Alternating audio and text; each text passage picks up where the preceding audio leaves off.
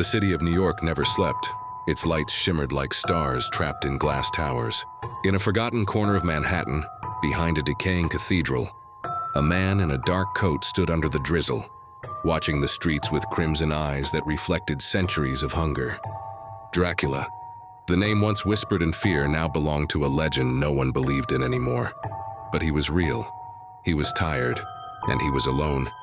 For hundreds of years, he had lived off the pulse of mortals, drinking their life to fill the void of his curse. But the world had changed. Humans now glowed with screens, not candles. They feared poverty more than monsters. No one believed in vampires anymore, and perhaps that was his greatest punishment. He had become invisible. Every night he wandered, watching people love, laugh, fight, and cry, feelings he could no longer truly experience. Until one night, he saw her. A woman sitting by herself in a small coffee shop, sketching something on a notepad. Her hair shimmered under the soft yellow light, and there was something pure, almost unearthly, about her presence. Her name, written on her coffee cup, was Elara. Dracula watched through the window as she laughed with the barista, her smile brighter than any sunrise he could never see again. And for the first time in 100 years, his cold, unbeating heart ached. But love was poison to him, a temptation worse than blood. Still, he couldn't resist returning night after night, standing outside the same cafe, watching Elara from the shadows. She always stayed until midnight, sketching cityscapes and sipping warm coffee. And though he told himself he came only to observe, deep inside, he knew he was falling. On the 10th night, fate intervened. A car skidded across the street, its tires screaming. Elara, crossing the road, froze. In the blink of an eye, Dracula was there, his inhuman speed blurring the world around him. He pulled her into his arms just before the car hit. Elara gasped, trembling in shock. "You?" she began, looking up at him. But before she could finish, Dracula vanished into the night like smoke. All that remained was the faint scent of old roses.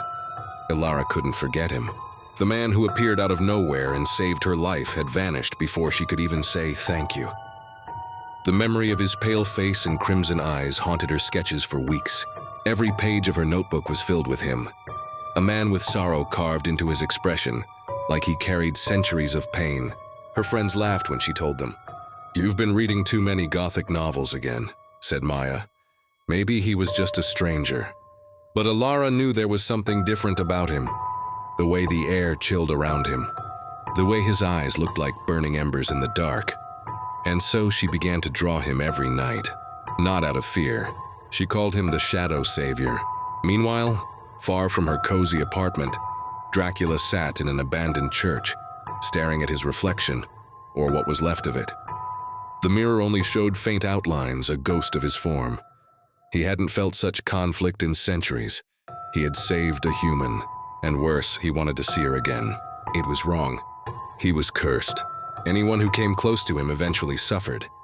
Yet the thought of her laughter, her soft voice, her warm, living heartbeat, tempted him beyond reason. When the hunger grew unbearable, he left the church and walked into the rain. He refused to feed. He didn't want blood anymore. He wanted something deeper, something he'd forgotten how to name. Love. The next evening, Elara returned to the cafe. The barista greeted her. "Back again? Midnight as usual?" "Yeah," she smiled, her fingers clutching her sketchpad. "Maybe I'll meet him again." Hours passed. The crowd thinned. Rain began to fall outside. She sighed and started packing up.